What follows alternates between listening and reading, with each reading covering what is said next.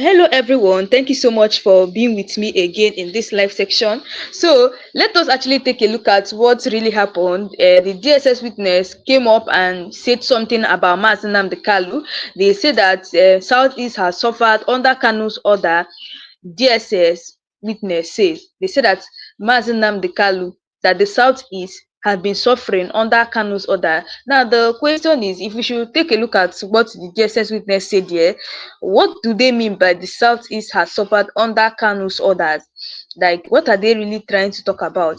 The first thing is that Nnamdi Kanu made it clear to them in the court that I never forced any person, I never forced Igbo to be under sit at home. It was not even a compulsory thing. It was not by force. It's not by force to comply with it. He said it. So it's a voluntarily something that anybody wish to do. It's a voluntary something that if you want to sit at home, you sit at home. It's not something that Nnamdi Kanu forced them to do, which he came and told everybody in court that he never forced anybody to sit at home. So it was a voluntary something. It's for people that said, oh, let them honor the people that they lost their lives on Biafra Day. So he came and told them that he never forced anybody or put a gun in anybody's head to do what to actually sit at home. Now, the DSS witness came and said that Nnamdi Kanu, that the Southeast have been suffering under Kanu's order. And the question is, what are they trying to say? Are they saying that Kanu was doing anything wrong to the Southeast or what? So let us actually take a flash of what really happened. He said the witnesses, when they asked the witness, they were asking the witness, do you know who Nnamdi Kanu is? Let's actually start from here. He says, the witness said, yes, he's the IPOB leader, Nnamdi Kanu, who has been calling for the breakup and the secession of Southeast from Nigeria. And he said that Nnamdi Kanu has been the one calling for breakup and the secession of Southeast in Nigeria. He went on, prosecuting counsel went on to ask him, how can you describe him? And he said he's a terrorist. And the prosecuting counsel said, how did you get to know him? The witness said, I know him when he was arrested in Lagos and he incites people through Radio Biafra. And the prosecuting counsel now said, where did he keep the transmitter using airing Radio Biafra? So the DSS is trying to tell us that everything that Nnamdi Kanu was the one causing problem in the Southeast, which we all know that is a lie. Nnamdi Kanu never caused any problem in the Southeast. Nnamdi Kanu never told anybody to sit at home. Nnamdi Kanu never forced anybody to observe the Biafran's Hero Day. He never did it. It was not a compulsory thing for anybody to sit at home. Just like he said, I never enforced sit at home. I only said it's a voluntary thing that anybody who wishes to obey the Biafran, remember, they should obey it. Just like Nnamdi Kanu would tell us that IPOB is a peaceful thing. Yes, he said it. He said Biafra is a very peaceful thing.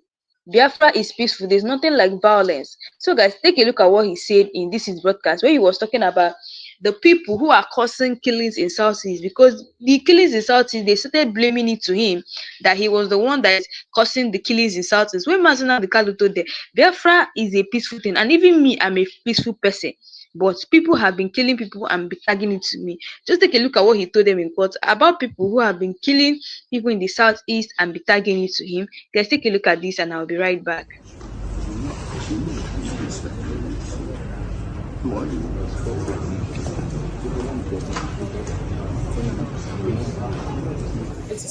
Good to see you too. We are still on your same outfit. Yes. What's the problem? Why? They didn't give me any outfit. They didn't give any outfit. You don't do that.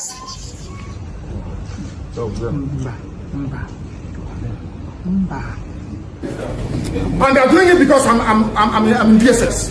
That's what if I said no idiots can try this rubbish, and they know it very well. They know it very well. And I suspect that some people in government are complicit. They are making money with insecurity. They're making money with it. They know now the Kanu is outside. In 2 minutes, this nonsense will stop. Who is the idiot? Who is the bagger? That will speak when I'm talking. Who is the fool? Who is the idiot? I ask. That I give an order in the east, and any idiot will counter it. Who is the bastard? I'm asking you. Nobody can. Sir, are you I'm Nnamdi Kanu. Who is the idiot? Robin, no, don't. Can you No. What is it? Can you tell us the ongoing killings in the East in the name of IPOB? What is your stand on that? Anybody involved in any form of violence or insecurity in the southeast in the name of IPOB is wrong, and they know it. Let me come out of this nonsense, this mess. 2 minutes only. Only 2 minutes, I guarantee you. And there'll be peace in the east. Not just south. Everywhere in the east, if not the entire south. Huh? Yes. Oh no, well, I need to see on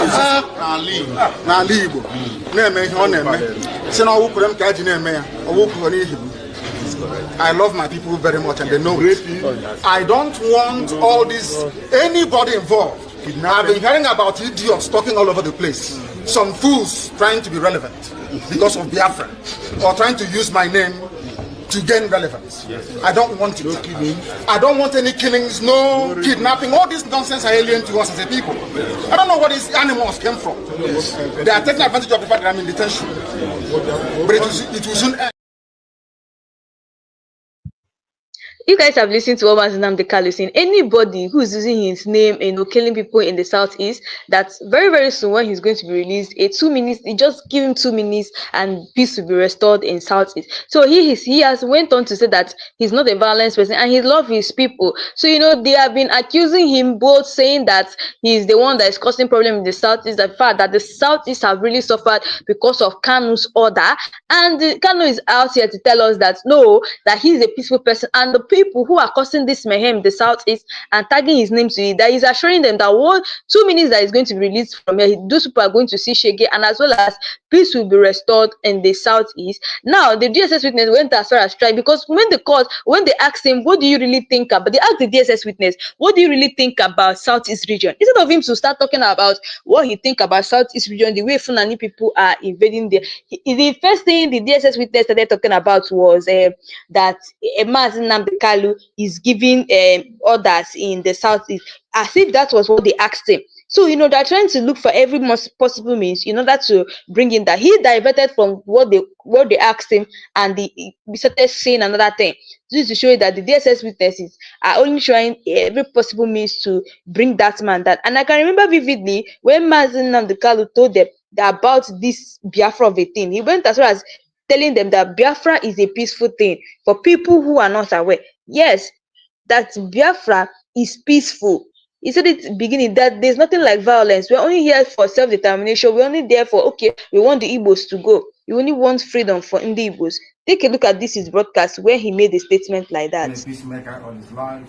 All I want is freedom. And I have determined that self-determination via referendum is the best way to settle this dispute once and for all. And we are undeterred. Yeah, on the part of the military, actually, it's quite trending through the social media that they went through the FMC road, okay, as this particular incident took place. The axis between FMC and one bank, but unfortunately, you've been able to tell us that it actually happened right here. What's your part? It's happened here. The thing about the Nigerian military, which you men and women of the media must try to counter, come and investigate. Go and ask people.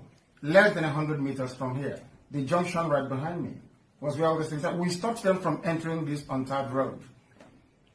That is why they've not tarred this very road. Because my father is an upright man, a traditional ruler who will not compromise his principles. They refuse to tar his road. That is why. At the end of this untarred road, at the junction was where they parked their tanks. I saw them. Go and watch the video. They moved up and they reversed and came back. They turned their tires to come in here. And the young man said, no, they won't come in. That's exactly what happened. And we maintain, and will continue to maintain, that we remain peaceful, determined and very resolute. Nothing is going to stop us. Nigeria is bringing war to us. We are not fighting anybody. It is Buratai and his men that are bringing war to us. They want us to become armed, so that the world can say that Nnamdi Kanu is leading a violent armed group. which is not the case. They are provoking us to war. And it's your duty as journalists to make sure that the world understands this. Okay, there was this report that you had a meeting with the Southeastern governors. What was actually the outcome of that particular meeting you had with them? I think my primary concern is for the family of those that lost their lives and for the people in hospital receiving treatment.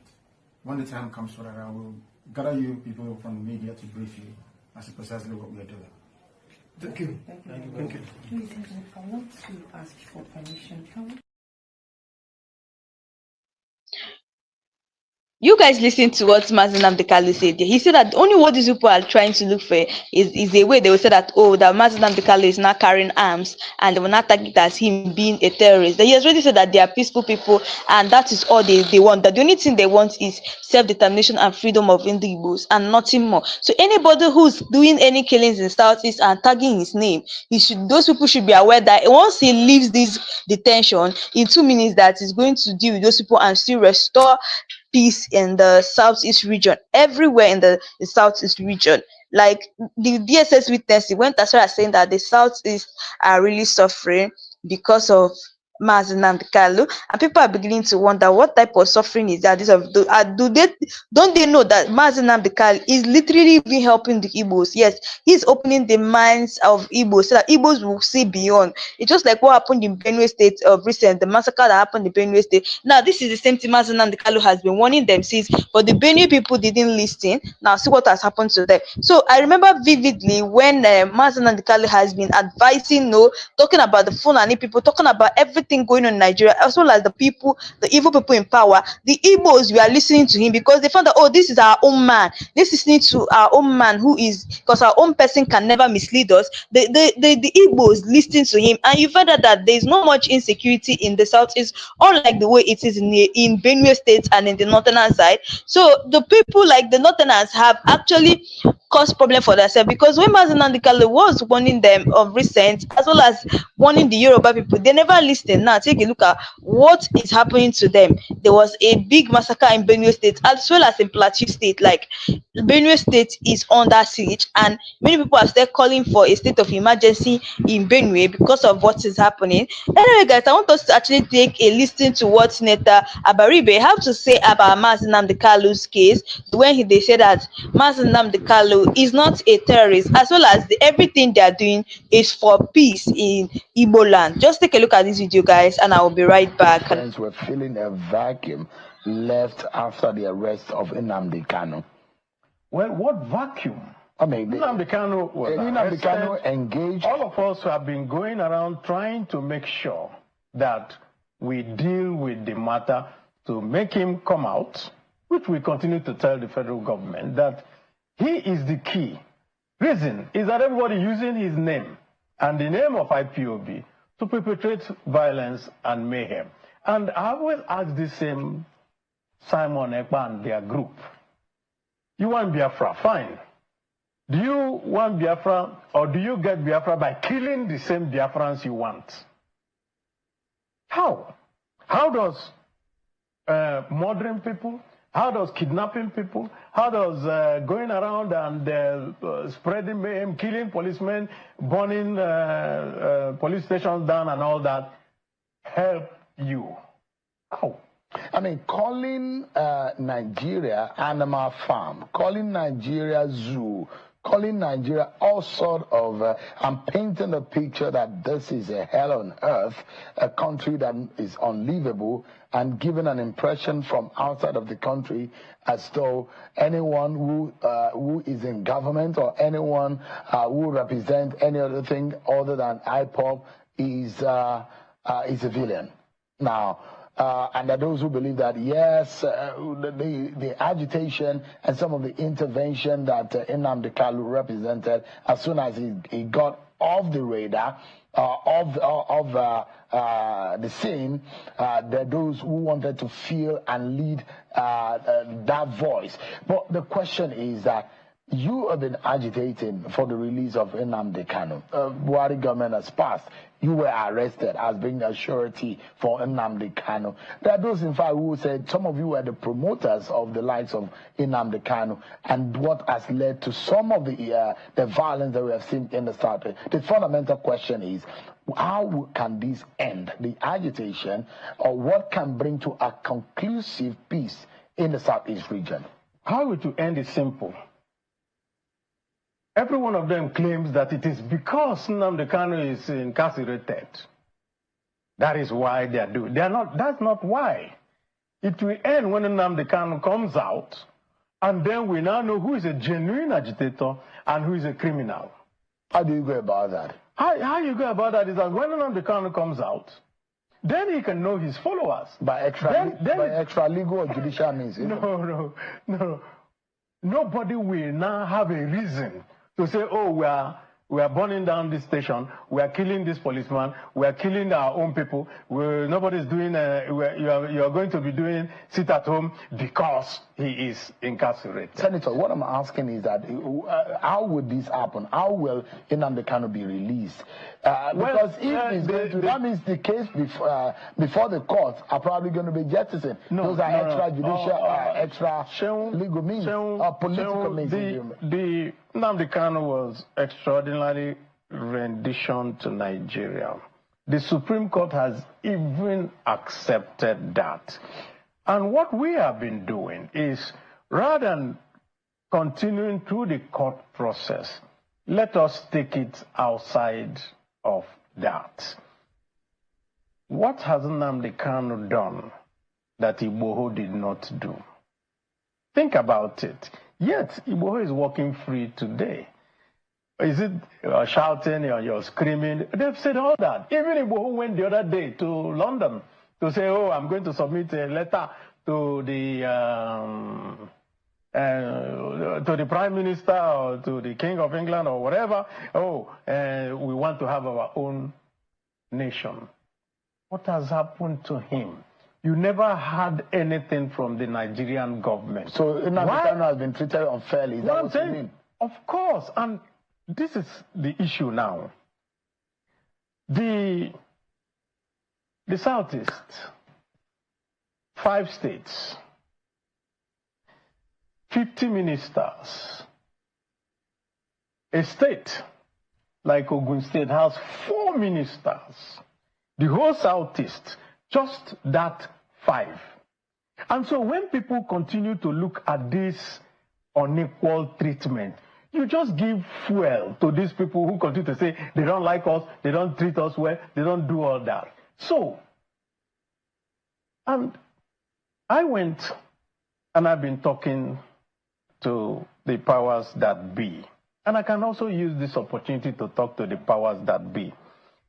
When President Tinubu became president, one of his first acts was to change the national anthem.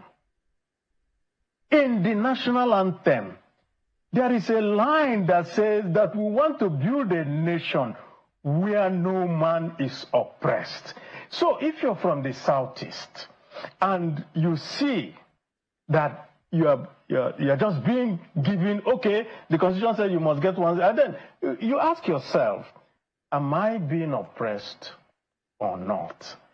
So I think that fairness, equity is the fundamental thing. And for every Igbo, note it, for every Igbo, a true-born Igbo, there is something that is innate in us. In Igbo, it is said, Egbe bere, ugo bere, let the kite perch and let the eagle perch. Let no one disturb the other. So we are known for fairness. So the thing, that's not the point. You're talking as though the Southeast has been subdued. No, there is a deliberate policy, whether it is advertent or inadvertent. What people do when you come out of a war, when you have all this type of thing, when you want to have inclusiveness, you bend over backwards to make people feel that they are also part of this polity. And I say, and I repeat, you cannot have in your national anthem where you say, where no man is oppressed, and you continue to oppress a group of people. All you do So the is South that is an oppressed people. I'll tell you one thing, Seun, from Lagos to Ibadan, from Abuja to Kaduna is about 100 and something kilometers. Is that not so? Mm. From Onitsha to Enugu is 120 kilometers, 60 checkpoints. How can you have that? The whole of the Southeast is the most policed area in the world. From Owerri to Aba, which is just barely 36 or 37 kilometers, you will find 30 checkpoints. Every 1 kilometer you have a checkpoint. Isn't it because of the unrest and some How of the can it violence? be because of the unrest? Yeah, they are not unrest everywhere. You have unrest from here. So to Kaduna. Are you saying there is a deliberate I say militarization it's a of the very region? deliberate, and we have shouted, we have screamed, we have told the military, look, there's something that is going on in the Southeast today that is the worst that you can ever see. You're coming out in a transport vehicle. Nobody will check the transport vehicle. You come to an army checkpoint, they will just say, everybody come out and walk. Whether it's raining, whether the people are sick, whether it is, why do you have to do that? And this is in this country. It doesn't happen anywhere else. How can this be? So my people, you guys have listened to what Senator Abaribe is saying concerning Nnamdi Kanu's case. Exactly what they did to this man is is very unfair, because if they look at what Sunday Igboho and Nnamdi Kanu has done, it's similar, the same thing. There's no difference. They have been coming out broadcasting with their transmitter. So what is the difference between what Nnamdi Kanu did and Sunday Igboho? So I feel that those people actually look for every opportunity, to deal with this one, because they already know that Nnamdi Kanu have their secret. If Nnamdi Kanu can open up and tell us that, oh, once it's been released, 2 minutes insecurity will stop in Nigeria, just know that Nnamdi Kanu knows the people who are causing this insecurity in Nigeria. So he knows all this, and that's why I found that, oh, he knows about the insecurity in Nigeria. He knows the leaders of the insecurity in Nigeria. That's why they're trying to keep him on continuous detention, so that he will not be released until they are done with Nigeria. And it's high time that we open our eyes to see that, oh, the people who call our leaders are the people that even in causing insecurity in Nigeria. The people who call our leaders are people who are destroying us.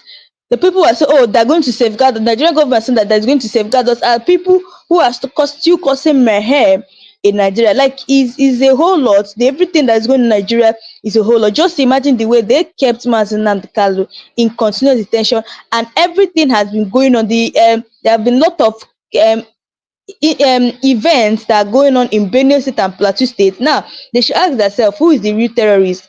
Because I remember in court when the witness was saying that Nnamdi Kanu is a terrorist, and that he used to use his radio Biafra to and be inciting people. Like, they're saying that he's a terrorist, but have they forgotten that there was a massacre that happened in Benue as well as in Plateau State? Who are the people that did that one? Are those ones not also terrorists? You see, one thing with Nigeria is that they like to cover for the Fulanese. Yes, they like to cover for them. They are the terrorists in Nigeria, but the Nigerian government is aware of it, but they will not to keep them. They will not to arrest them. They leave them, they go scot-free, they walk freely, even upon everything they have done in Nigeria. But Nnamdi Kanu's own is a different case. They still keep him under detention, knowing fully well, oh, this man is not a terrorist. Ever since this man and his Simon Ekpa has been arrested, after they have been kept on continuous detention, they have not done anything. Like, since they have been kept in continuous detention, the insecurity in Nigeria has also continued. So this is time for them to ask themselves, like, who are the people now causing the problem in Nigeria?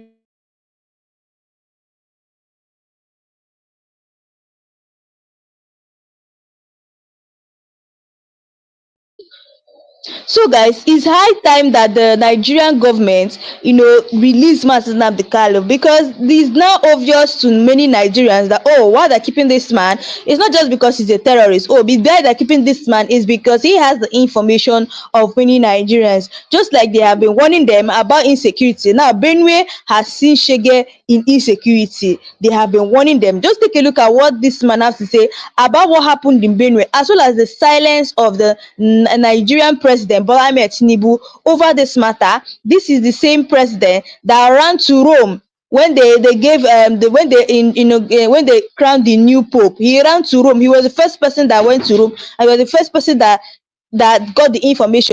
But when this Benue thing happened, it took him so many hours to reply, and on replying, the only thing he could say was that the governor of Benue State should go and align and reconcile with these bandits. Instead of him to say that, oh, these bandits, they should bring them to justice, he said go and reconcile with them, meaning that Nigeria is gone. The Fulani have already actually taken over our land, for us to come and beg them to reconcile first before they can stop the killings in Nigeria. So that means if we don't reconcile with them, the killings in Nigeria will still continue.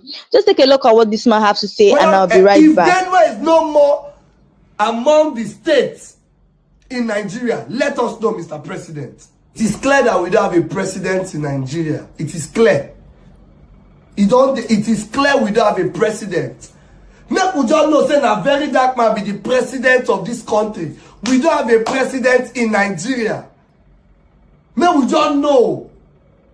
If the Pope from Rome, they talk about the buying of people, over 200 in Benue State, and nobody from the red chamber, green chamber, none of our strong politicians, none of them don't talk. Even the president cannot speak. Shebi when they make Pope, once they give her that Pope this thing title, as we go there, president won't go.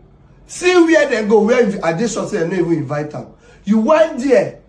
Now something they happen for your state, for your country. Pope don't talk, you never talk. Is it not a shame? Is it not a shame that we don't have a president in this country? A president that does not care about the well-being of the people. So we don't clamor on this Benue buying of people. People they die. Presidents no they talk. Instead, president they waka, they go where people they defect. President they look for governors to defect from other PDP to APC. That's what the president is after. He go see, I pity all of them when they plan to vote Tinubu for 2027. Well, I never know what you want to do in their life. Una no just know. Benue is bleeding. Like they bleed profusely. Like Benue, now blood full am. But the president is not saying anything. He's after his own ambition to becoming the president in 2027. Why we vote you in as the president if you cannot pay attention to things affecting your citizens? So now, a very dark man, you go hear some useless set of people, some useless D1. They talk against this person when they be like, say, when it happen, and they bring this thing to the forefront. Now they still want even make, whenever he makes videos like this, guy won't be help go coming. But the president was supposed to go there, he not do anything. If Benue is no more among the states in Nigeria, let us know, Mr. President. If Benue is no more among the states, Benue, Kogi, Taraba, Jos, all these states that have been affected by these so-called headsmen and the rest, let us know the states that are no more in Nigeria. Because you will not tell me Benue will be affected and the president is not saying anything. If Benue is not among, Mona let me know. So I go not say na visa, I go tell they go Benue. Because it is sad that the Pope can speak about what is going on in Benue and Tinubu is keeping quiet. Tinubu they keep quiet. Then some miscreants, some D1s, some D1s go come outside. They attack person when they be like say they not born D1 papa where to go there. The place where very dark man there now where attack fit take place, but he's there. Then they burn your own citizen. You no care. Fulani can control you however they like. Once they announce it, Yoruba newspapers very foolishly and stupidly will support them because they want Tinubu as the president. And you are all dying every blessed day. You are all dying every day. Had you people risen up to say that what is happening in Nigeria is bad, there is no way that Fashoranti's daughter will not be alive today. That is the price you pay for duplicity. That is the price you pay for treachery. That is the price you will continue to pay until you rise up and say, enough is enough. It is up to you to do it. You did it during NSAS. You can do it again. Can you imagine Fulani people telling you, if you remove Fulanis from Yoruba forest, imagine Fulani telling you, if you remove them from your ancestral lands, there will be war. And you are panicking. And you have not asked yourself, why are they not saying something about the East? Why did they not say to Eastern Security Network? Why did they not say to me, if you don't stop evacuating Fulani terrorists from the forest, there will be war? Because they know, they understand psychologically that you don't have what it takes to resist them. Do you know why Borno State is still alive? Why you still have the Kanuri people in Borno today? Was because they resisted the Fulani centuries ago. You have to go back to history to understand how Nigeria came into existence. Fulani has been expanding from day one, from Senegambia. All the way from Senegambia, they've been expanding, and now they are in Okigwe. All the way from Senegambia. They are now in Okigwe. And you're asking us to somehow fold our hands and keep quiet because of 2023, because one idiot is going to come out to become a president, because of that rubbish, because of that nonsensical notion, we should fold our hands and wait until we are overrun by the Janjaweed from the Sahel. Is that how reasonable people think? Is that how people that wish to survive as a race, is that how they reason? It is very, very shocking that some of you do not understand what the Fulanis have in store for you. Very, very soon it is going to happen. And when it happens, your eyes will clear. And about whom you will see it very clearly. I was warning you. In 2014, 2015, 2016, they said he's a warmonger. He's a warmongering. I went to America and I told World Igbo Congress that this war you are avoiding is going to come to your villages. They said, no, it's not going to happen. What is happening today? When Yoruba was supporting the dead idiot called Buhari, did I not warn them that this evil you're supporting will consume you? They never listened. They never wanted to listen. IPOB is a terrorist group. You're trying to divide Nigeria. But Mietiala is not. People that you are calling bandits, have you heard anybody come out to say, please Buhari, since presidency is there defending terrorists in the forest, why don't you proscribe them? No, you cannot proscribe a Fulani group. Never. And all of you, we are supporting evil. When there is the proscribed IPOB, proscribed indigenous people of Biafra. These are Yoruba journalists writing junk. Every day they keep writing rubbish. But their land is under siege. Their land is under siege. And the Fulani will take it. It doesn't take time. So I am here today to encourage them that they must stand tall and be very strong, resolute. That is what Fulani does. They control the media. They have well-paid consultants all over the world doing their bidding for them. They have that woman at UN trying to lobby the world that everything is okay in the zoo called Nigeria. But you and I know that the zoo is not okay. You and I know the game plan of the Fulani. And what are you doing about it? Nothing. Every day you read, you lament, you complain. Every day you read, you lament. And that's all you do. That is all you do. You read, you lament, you complain. You do nothing about it. Your lives are being taken away from you. Your forests are being occupied. Your mothers are being raped. Your daughters are being abducted. And the whole national government, presidency, is supporting such people. And you're telling me that Nigeria is viably sustainable. Is that what you're telling me? That somehow this contraption is sustainable, it is viable. It can never be. Because the more you stay in one Nigeria, the more you are inviting the Fulanis to take over your ancestral lands, take over your villages, and to make life a misery for you. That is the end game. That is the outcome. If you doubt me, go and do a bit of research. Ask yourself, who are the Hausa people? Who are the Nupe people? Who are the Bachama people? All of these people were steamrolled by the Fulani march to the Atlantic Ocean. And now they're in Yoruba land. They're in their forests. They are in their forests. And who is going to drive them away from there? It's not the Yoruba youths. Forget about your useless governors. Your elders are very strong. I love Yoruba elders. The way they behave, the way they talk. Very, very strong. They say they support Akeredolu. This is the governor of Ondo State. They support him in what he's doing.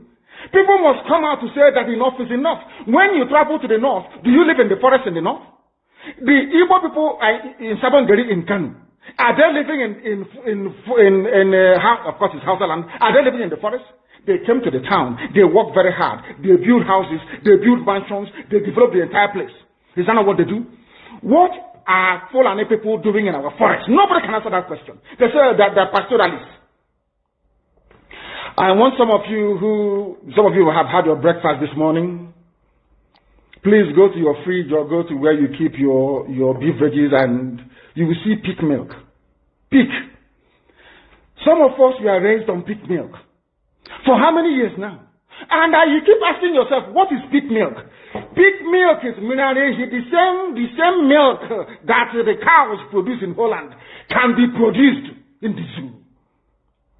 Tell me the country in the world aspiring to be a member of the UN Security Council where you move cattle from place to place. Are you people well at all? You so-called Nigerians, are you normal in the brain? I'm asking you a simple question. Show me a country that aspires to be in the 21st century moving cattle from place to place. Tell me they're grazing. Which country is that? Please tell me. All of you don't have any shame. When you have people, an entire presidency coming out to defend a very primitive, archaic agricultural practice, then you know you embrace serious mess. You are in one almighty trouble, I'm telling you. People are in a mess. The Holland that you get your pig milk from, do they move cattle from Rotterdam to Amsterdam? I'm asking you a simple question. But they produce the pig milk that you're drinking every blessed day. Why can't Fulani produce pig milk in Sokoto? Why can't they produce carnation milk in Kanu? They have the cattle. Before the white man came, did you see any Fulani in your forest? All these people talking rubbish about movement of cattle and movement of... I'm asking you, before Britain came and handed over Nigeria to Fulani, ask your grandfathers, please, or your grandmothers. Ask them. All this nonsense we are hearing today in this so-called one, I want to tell you the dangers of one Nigeria. All this nonsense you're hearing today about one Nigeria, Fulani in our forest, Fulani in our village. Before the white man came, did you see Fulani moving their cattle all over the place? Did we not have meat to eat? They will answer these questions for you. Because sometimes in Africa we don't reason very well. The way we reason is jaundiced, it is disjointed.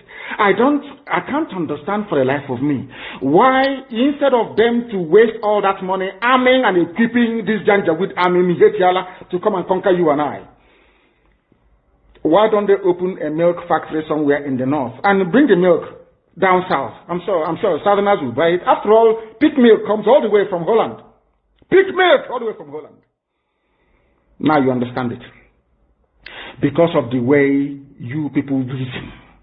Why can't you produce? Is it difficult to produce milk? The same milk that comes out naturally from the udder of the cow. Why can't you can it somewhere, pasteurize it, and send it to people to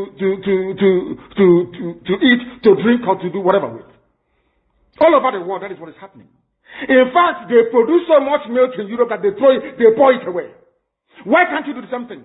A whole president claiming they are in the 21st century are supporting a very primitive practice of moving cattle from place to place. All of you, you're not ashamed of yourselves.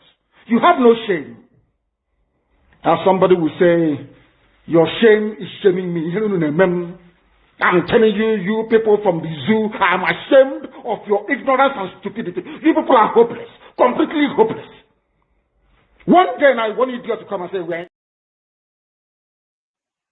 So guys, you guys have listened to what Nnamdi Kanu said about the Fulani terrorists. Now, even in court, there was this allegations made against Nnamdi Kanu. They said that Nnamdi Kanu said some hateful things about the Fulani herdsmen. Yes, they said it. They said that Nnamdi Kanu said some hateful things about Fulani herdsmen. And that was even the main thing they used to say, that they have charged him for terrorism. So I will be taking a look at the key statements and that Nnamdi Kanu made on Fulani herdsmen.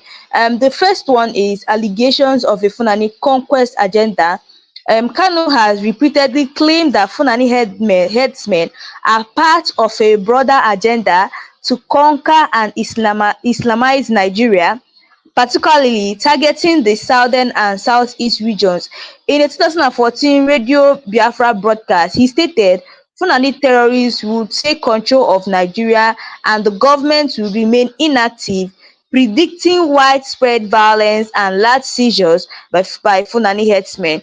So, there are some things that I've been saying that Nnamdi Kanu did, that he has been talking about Fulani herders, and that is even the reason that they're going to give him. That's why they even charged him for terrorism. So if you take a look at what is it, these are the Nnamdi Kanu was saying that they claim that Fulani herdsmen are part of a broader agenda to conquer and Islamize Nigeria, which is true, because if you take a look at what is going on now, you find out that yes, everything that Martin Nnamdi is saying is actually true, because that is their agenda. They want to Islamize Nigeria, which Martin Nnamdi made a broadcast of it in 2014 Radio Biafra broadcast. He said that Fulani terrorists will take control of Nigeria and the government. So in a video broadcast on December 12, 2020, he admitted as evidence in his trial. Kanu declared the Fulani ethnic group want to take over the entire Nigeria as they took over Hausa territories.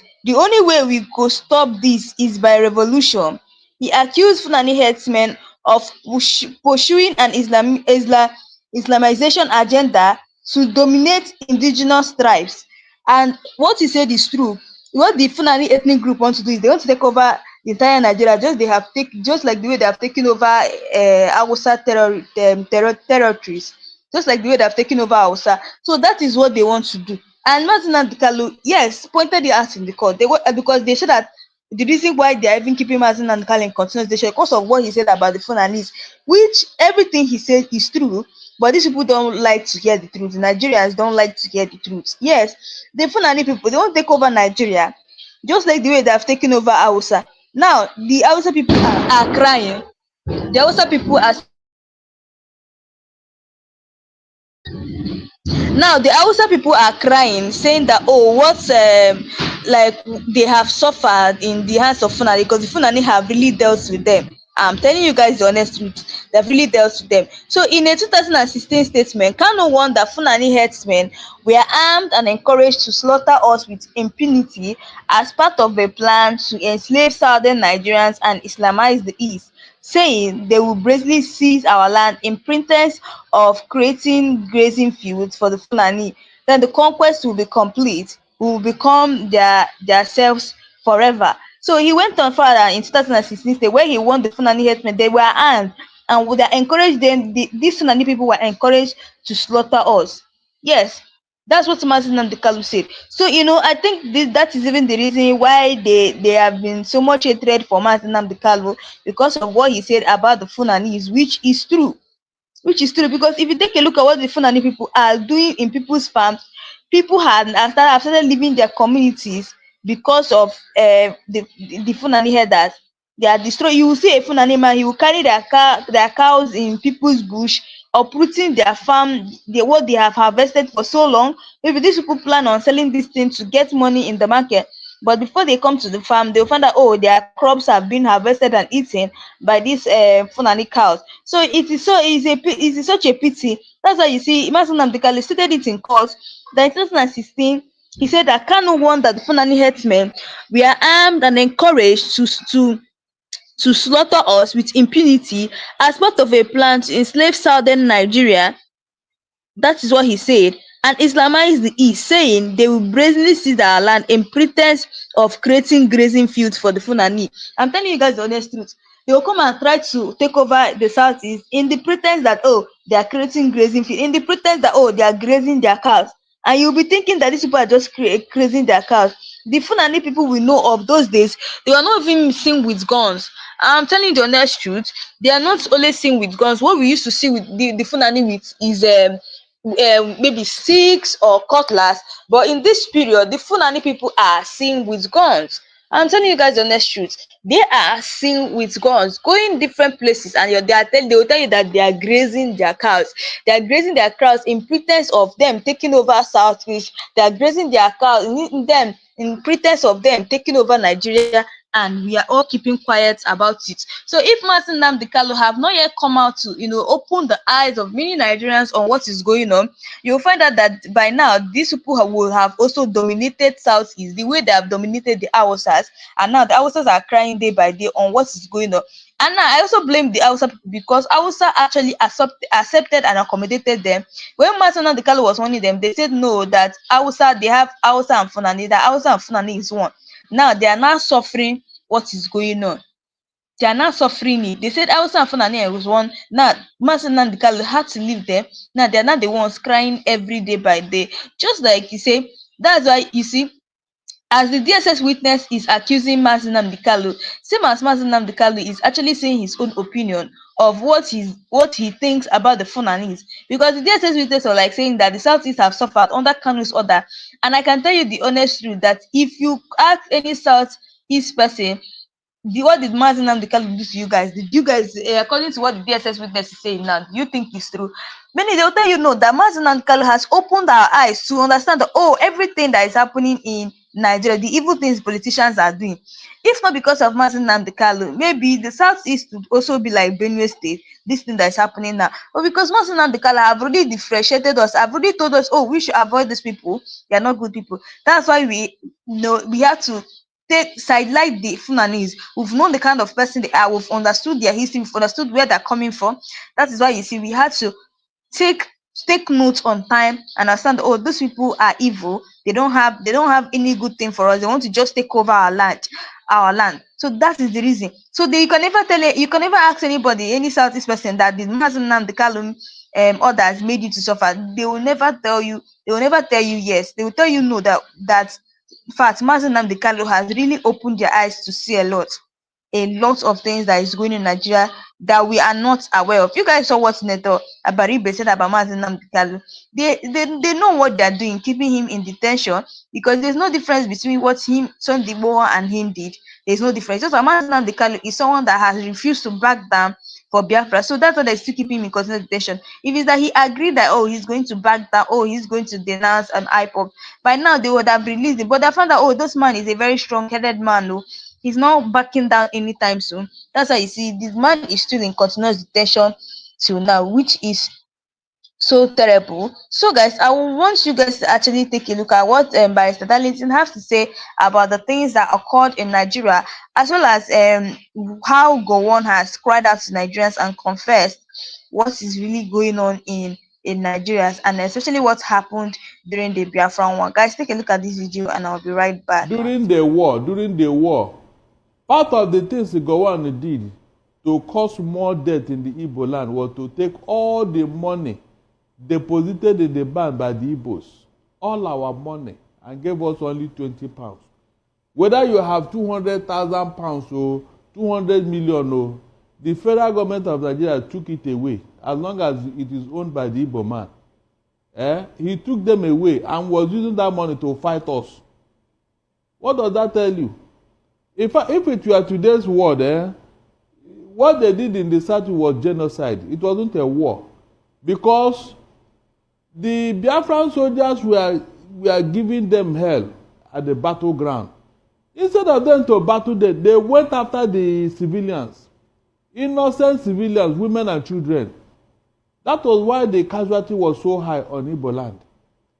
They left the real soldiers who were fighting them in the bush. Because they couldn't match the Biafran soldiers, they now vent their anger on innocent Igbo civilians, women and children.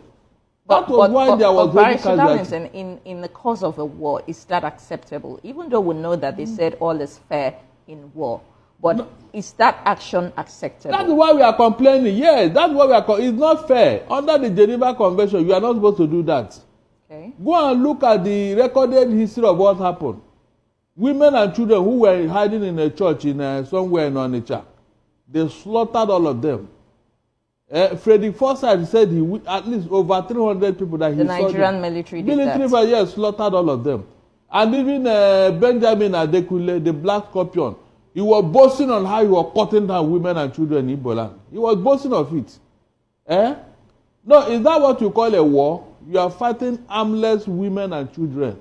So, Barrister, why didn't that reintegration process and re-radicalization process it's going on with terrorists in Nigeria? Yes, exactly. It's happening with Boko Haram terrorists. They are de-radicalizing them, disarming them, and reintegrating them back into the society. And we've seen in all history of wars, like Rwandan genocide, like I cited, there was that program. It took place for peace and unity to be able to reign. Looks like it's some kind of closure for the people who suffered in that crisis. Why didn't that happen in Nigeria? No, you should be asking Gowon, because he was in a position to do that, but he did not.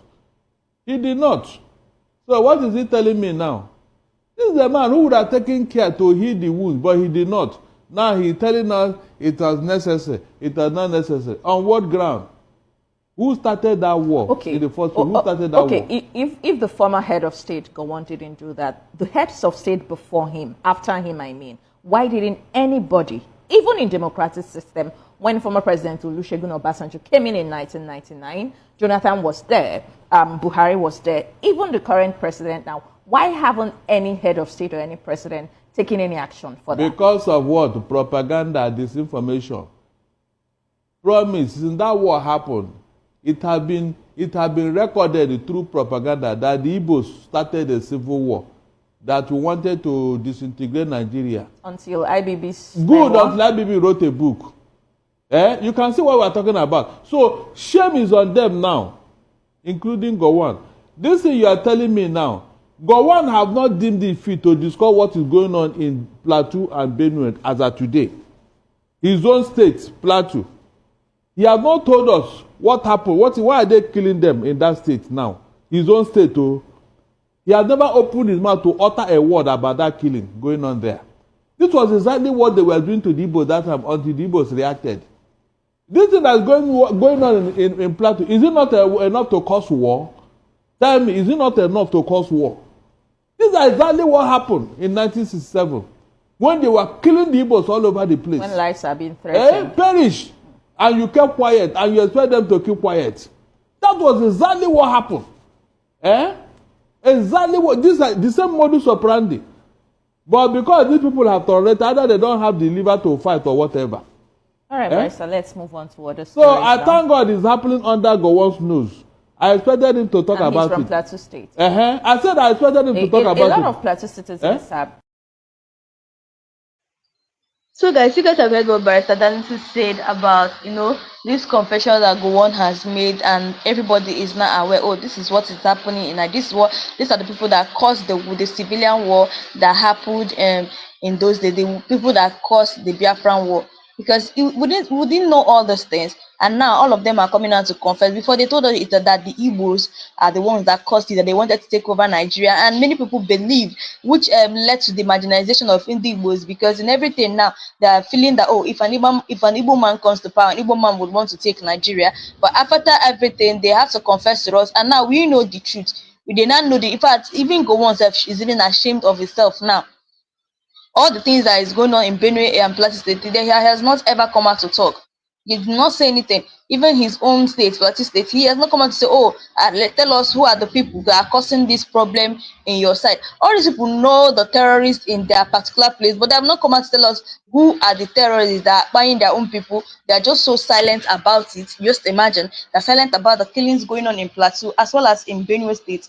They are silent about it, but they have forgotten that anything that if they don't confess now all these things, that time is going to come, the time is going to come that they will still suffer more than what they are really suffering now. So there was this trending video I would like to talk about. There's this video online where we saw our military, associating with terrorists, like well-known terrorists. This is when it has dawned on us that, oh, Nigeria is actually what's finished. So take a look at this, guys. This is military people associating with well-known terrorists in the bush.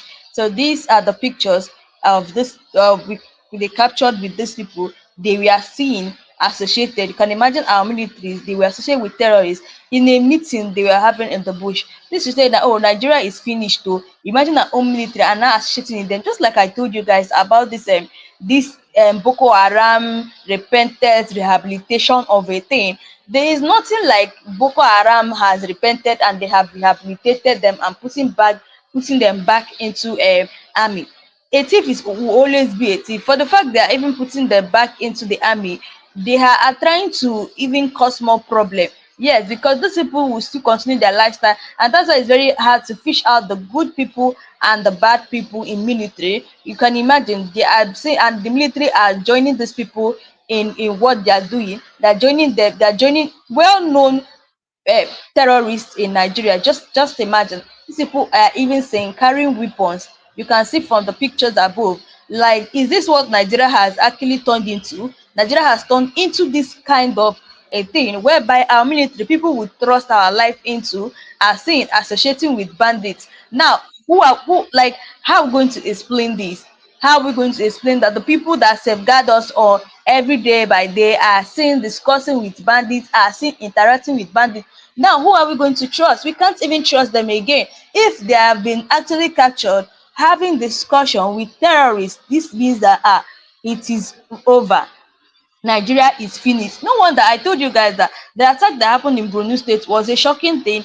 These people came and attacked Borno barracks, a whole barracks where there were so many soldiers, many soldiers, thousands of soldiers, and the Borno people could not even account to say, oh, we caught a particular person that attacked us, and now he's going to be brought to justice. They never gave an account of it. All they came out to tell us was that Nigerians, oh, they attacked us in Brunu Barrack, and as I'm speaking to you guys now, they have collected our weapons. That is all they told us.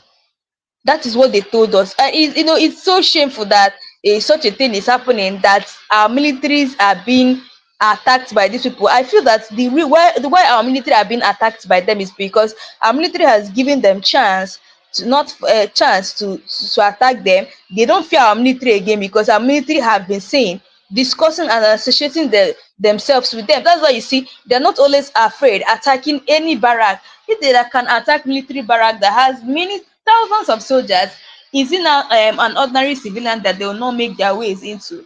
This is totally very, very bad. Like, what happened is very, very bad. And the fact that we are seeing our military, people we trust, our soldiers, interacting with these people, it shows that, oh, it is just over. Seriously, just take a look at people we entrust this country into their hands, see them having meeting with terrorists. And that's why I told you guys that you see the people who are causing mayhem in Nigeria, as well as the people who are causing who are causing terrorism in Nigeria, are the people in power. Just like the Benue State Governor Hyacinth earlier have said, he said that the people who are causing all these massacres in Benue State are the people in power. He said he knows them, that it was the Abuja politicians. So I'm not surprised if they say, oh, there's a particular person who is in Nigeria, there's a particular a political figure who is in Nigeria that is the leader of a social group. I won't be surprised, because that is what we are seeing now. Imagine people, soldiers who are supposed to be protecting us, they are seen having meeting with dangerous people, notorious people. I don't even know the kind of meeting they have. And after everything, you'll be hearing that, oh, they attacked a particular community and the military couldn't do anything, the soldiers couldn't do anything. Like, it is this. These people have actually dealt with us. To be honest, Nigeria is finished. If our militaries can be seen having personal discussion with these people, just know that it's over in Nigeria. And this is the same thing that they have been warning us about. Mazi Nnamdi Kanu has been warning us about these Fulani terrorists. Yes, you see the reason why they say don't join army. The Igbos should not join army, because they already know, oh, if you join army, this is what they will likely do to you guys. They will take you to another community to go and serve there. And now when they take you to another community to go there and serve, they will not buy all the whole Igbos that have gone to another community. Yes, they will not buy all the whole Igbos, because they have felt that they want to actually make the Igbos vulnerable for attack, thereby taking all their whole vibrant youths away from Igbo land. Then you see them, they will launch attack in Igbo land, which Mazi Nnamdi Kanu has warned us, never in our life should we be seen, never in our life should we be seen saying that we want to recruit for army. That's why you see many Igbos are actually very angry on based on what is going on in Nigeria. That the Nigeria government can never give them any reasonable position in Nigeria is to come and join army. They are actually using every opportunity they have in order to buy all the whole Igbo youth in Igbo land, thereby making Igbo youth vulnerable for attack, which is not going to happen, which is not going to occur. And thank God for Mazi Nnamdi Kanu. Like I always told you guys, Mazi Nnamdi Kanu is an eye opener to many youths in Igbo land. To be honest, he's an eye opener to many youth, as well as many other people. If you used to listen to Mazi Nnamdi Kanu's broadcast frequently, you understand what Mazi Nnamdi Kanu has been saying all this while, and you find out that everything that is happening in Nigeria now is as a result of everything that's happening in Nigeria now. You find out that Mazi Nnamdi Kanu has said all these things long time ago, but people did not listen to him. Now they have started listening to that started seeing that everything that Mazi Nnamdi Kanu has been saying there is nothing but the truth. It's so painful that Nigeria has been turned this way, and now our lives, we're no longer putting our lives in the Nigerian government's hands again. We need to mobilize and defend ourselves, because we need to mobilize and defend ourselves. We have not known the real terrorists. The real terrorists are the people, the Fulani terrorists, and the Mazi Nnamdi Kanu and Simon Ekpa are not the real terrorists. Anyway, guys, that's all we have for today. Let me know your thoughts below, and also if you know you're new to this channel, please don't forget to click the subscribe button, like and share, and also turn on the notification button to be getting all the latest news in this channel. So guys, thanks for watching, and see you guys in my next live section.